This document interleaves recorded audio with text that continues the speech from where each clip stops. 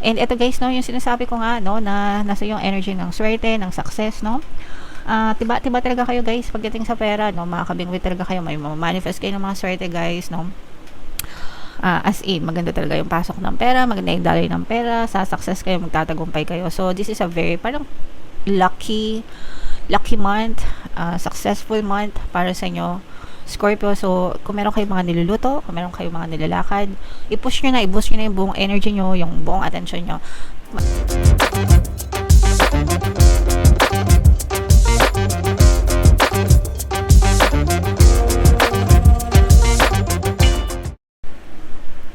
Hello guys, hello Scorpio. Welcome back to Pinay Pixie tayo. Ang pamagatang episode natin for tonight is first half kapalaran para ngayong February 1 to 15 para sa Scorpio, Sun, Moon, Rising sign and Venus. So, unahin natin tong deck na to guys. Ito yung mga mensahe sa inyo or yung mga paparating sa inyo ngayong February 1 to 15. Grabe, sobrang positive guys. Oops. Pasensya na kayo sa nagwe-welding sa kapitbahay guys.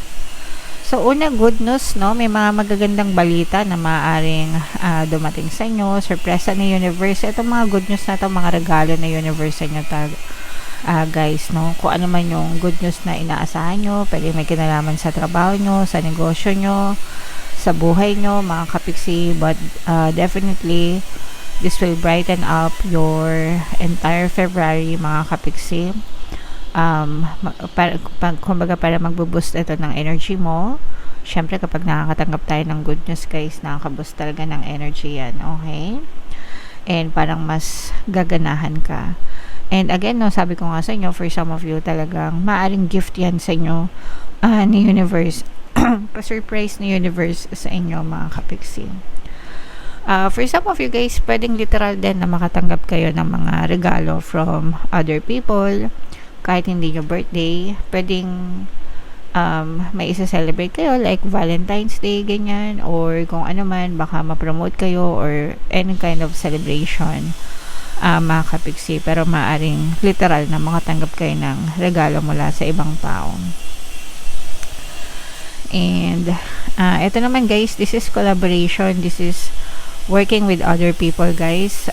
Magbe-benefit dito guys. Actually kahit hindi naman sa trabaho, pwedeng sa trabaho, sa negosyo, sa eskwelahan, sa SOCMED, diba? Kahit saan guys na applicable. Pwede itong mag-work sa inyo. Pero maganda kasi guys, if you are collaborating with other people, hindi lang ikaw yung nagbe-benefit, pati yung ka-collaborate mo nagbe-benefit. So, ano siya, collective force mga kapiksi.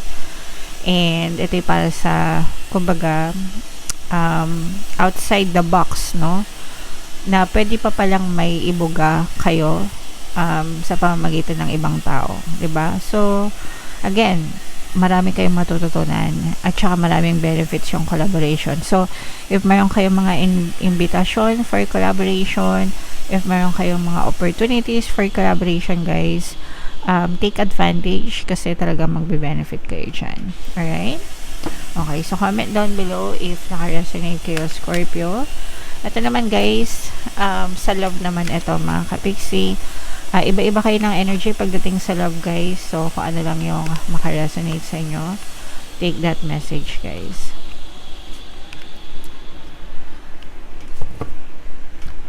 Okay, so yung first message dito, eto, this relationship is over mga kapiksi. Yun ang ibig sabihin yan. For some of you, tapos na or patapos na, no second chances.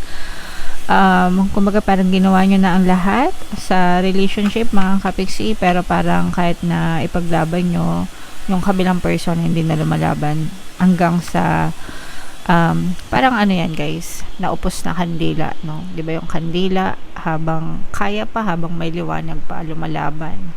Pero kapag naupos na, wala na yung sindi, so wala na. So for some of you, pwedeng ganun yung nangyari sa inyong relationship mga kapiksi. And pwedeng ito yung dahilan guys kung bakit natapos yung relationship nyo. Pwedeng may nang-ahas sa relasyon nyo, pwedeng may nanira sa relasyon nyo, pwedeng mga kabet, mistress, ganyan. Pwede rin na ibang tao, kunwari in-laws, ganyan, o kaya barkada, bisyo, yan. Pero ito, girl with a snake, ibig sabihin talaga, more often, mga ano to, kabet. So, pwede nagkaroon ng kabet, guys, third party, kaya nagkahiwalay or kaya natapos yung relationship. Kumbaga, yung pag-ibig na para sa'yo, nabigay dun sa third party. And ito naman, guys, ito naman sobrang kabaligtaran. So, this will not resonate with all. Ito naman ay masayang relationship, no?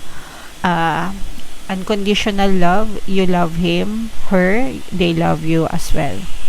Kung ano yung binibigay mo ang pag-ibig sa kanila, you get it in return. Okay? So, nandun yung affection, nandun yung pagmamahal. All is fair in love sa inyo, guys. Okay? Super kabaligtaran na itong dalawa. So, kung ano yung mag-resonate sa inyo, guys, take that message kasi hindi lahat ng mensahe ay mag-resonate. Iba-iba kayo ng energy as Scorpio. So, shuffle natin to, guys. Hanapin natin yung energy ng Scorpio. Habang sinashuffle ko to, panoorin nyo muna, guys, yung video natin regarding sa ating paano mag-manifest ng abundance video course. Kapiksi, sawa ka na ba sa mga struggles at hirap sa buhay mo? Masipag ka ba at masikap sa buhay ngunit hindi ka pa rin umaasenso? Ilang beses ka na bang nag-attempt magnegosyo at mag-invest pero palagi ka pa rin nalulugi? Sa pagkakataon na ito ay maaaring may subconscious beliefs ka na nagiging balakid sa iyong pag-unlad at pagyaman.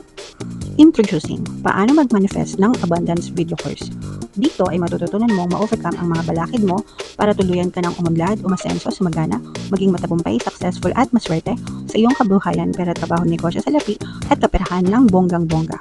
Dali, mag-send na ng email sa pinoypixie@gmail.com at simulan na ang iyong pagyaman ngayon. Alright, so sa lahat ng gusto mag-avail ng course, guys, meron tayong paano mag-manifest ng abundance video course, paano mawala ang third party at magkaroon ng harmonious na relationship, paano pabalikin si ex vice breakup. Sa mga interesado, guys, mag-send lang kayo ng email sa pinoypixie@gmail.com. And sa mga naghahanap, guys, ng pampaswerte na lucky charms or lucky bracelet, ito, guys, Aventurin tsaka Citrine, yung recommended ko, may makikita kayong mga link sa description box. So, Scorpio, guys, kayo ay na-present ng King of Cups. This is both positive and negative, mga kapiksi. So, unahin natin yung negative, guys, no? For some of you, mag-ingat kayo sa mga manloloko, especially sa mga messages, guys, no? Yung iba sa inyo, guys, pwedeng kakilala nyo yung manloko sa inyo, mga kapiksi, dadaanin kayo sa mga matatamis na salita nitong person na to. Para makuha nila yung gusto nila sa inyo, and then pag nakuha nila yung gusto nila sa inyo, doon na kayo aawayin, doon na kayo babaligtarin, no? Parang babaligtarin kayo nitong person na to, kaya mag-ingat kayo, guys. Ito yung mga typical na ano, guys, yung mga nangungutang, 'di ba? Mga ganon. Tapos pag inutangan kayo, pag siningil mo, sila pa yung galit. May mga ganun talaga mga kapalang mukha, no? So, for some of you, mag-ingat kayo sa mga ganun, no? Kasi parang babaligtarin nito yung sitwasyon. Tapos, pwede ipagkalat kayo, i-bash kayo sa SOCMED, tapos kayo pa yung lalabas na masama, mga kapiksin. Yung iba naman sa inyo, guys, mag-ingat kayo sa mga text, sa mga online transaction, no? Kasi maaari kayong mabiktima ng mga phishing, mga kapiksi, yung mga online banking nyo, yung mga online wallet nyo, pag-ingatan nyo yan, guys. Yung mga account nyo baka ma-hack, guys. So, sa panahon ngayon, di ba, kahit anong gawin ng gobyerno, hindi ko maintindihan, pero ang dami pa ng scammers. Mga high-tech na kasi yung ginagamit nila, mga kapiksi, no? So, mag-ingat, guys. Okay? Yun lang naman ang kailangan nating ipagdiinan sa inyo. Mag-ingat sa mga manloloko. And ito guys, talaga mamamanifest itong mga big time na earnings, no? Mga malalaking kita ito, guys. This is abundance of money, wealth, and riches. May mga mamamanifest kayo ng mga magagandang kontrata, mga magagandang proyekto, mga kapiksi, mga big clients, no? Na ito, this will resonate sa mga naghahanap ng trabaho, sa mga freelancers, na mga project-based, ganyan.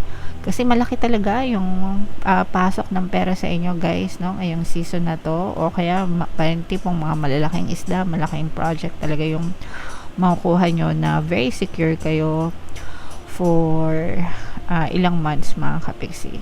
Malaki yung malalagay nyo sa bangko nyo, guys. So, i-main nyo na tong abundance of money, malalaking trabaho, malalaking kontrata, guys. And eto guys, kung meron kayong mga ina-applyan sa ibang bansa or naghahanap kayo ng trabaho sa ibang bansa, parang makikita nyo yung tamang trabaho para sa inyo, no? Kasi syempre, hindi naman lahat ng trabaho gusto natin, hindi naman lahat ng bansa gusto natin, di ba? Kanya-kanya tayong preference, tsaka yung mga qualifications din, no? For some of you guys, parang makikita nyo talaga yung mga naghahanap ng trabaho sa ibang bansa or yung mga freelancers din, no? Parang makikita nyo yung tamang trabaho sa'yo. Tamang trabaho para sa'yo. Yung pasok yung requirements mo, yung saktong-sakto yung kaalaman mo, yung skills mo, yung knowledge mo, no? So, makikita mo talaga yan. So, good luck sa inyo mga kapiksi kasi eto, parang malaki din yung iba. If ever na matuloy yan, mamamanifest nyo yan guys, no? And if ever matuloy yan, talagang malaking kita, malaking pasok ng pera sa inyo. So, i-mind nyo na yan, guys. What else? Meron ditong presence ng fire sign, earth signs. Ayan, no? This is the energy of good luck. Ayan, good luck, good fortune, success. Ito, wag kayong mawala ng pag-asa, mga kapiksi. Kasi for some of you, guys, medyo nadidisappoint na kayo sa buhay nyo ngayon. Kasi wala kayong nakikita ang progress or movement. Yung iba sa inyo parang na-stuck. Yung iba sa inyo guys, meron lang kayong balakid na hindi nyo mawari. Pag na-identify nyo yung blocks nyo guys, as in, yung pasok ng swerte, yung pasok ng pera, magaan, no? Kaya nga, na-advise ko kayo na mag-avail ng course ko, paano mag-manifest ng abundance video course. Kasi, dun sa course na yun guys, talaga, kayo mismo yung makaka-identify ng balakid nyo. And kapag na-identify nyo yun, wala na. Kasaganaan na yung nag-aantay sa inyo mga kapiksi. Okay? And ito guys, no, yung sinasabi ko nga, no, na nasa yung energy ng swerte, ng success, no? Tiba talaga kayo guys pagdating sa pera, no? Makakabingwit talaga kayo, may manifest kayo ng mga swerte guys, no?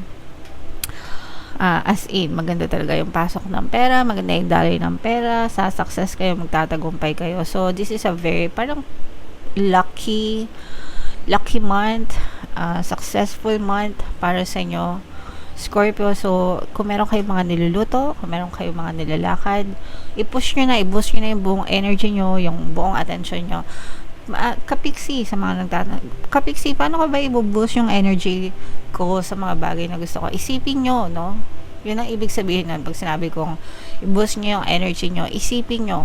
Kasi, whatever you focus on, manifest. And, your energy flows where your attention goes, no? So, ibig sabihin, yung energy nyo, nagfo-flow dun sa attention nyo. So, ano ba yung attention nyo? Saan nyo ba binubuhos yung attention nyo? Saan nyo ba binubuhos yung isip nyo?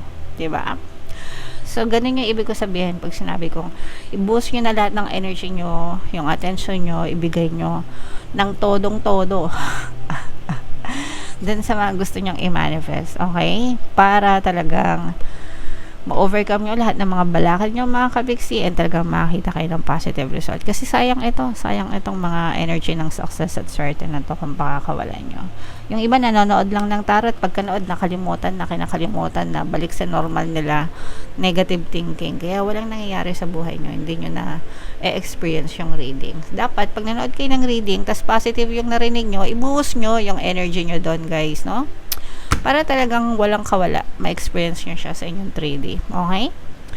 Alright. So, i-mind nyo na lahat yan sa comment section. Scorpio, pag di nyo yan minine, bahala kayo.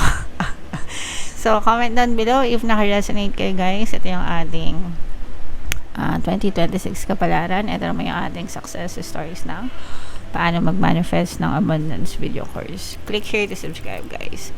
Thank you for liking, sharing, and subscribing. See you next time. I love you all. Have a nice day. Bye-bye.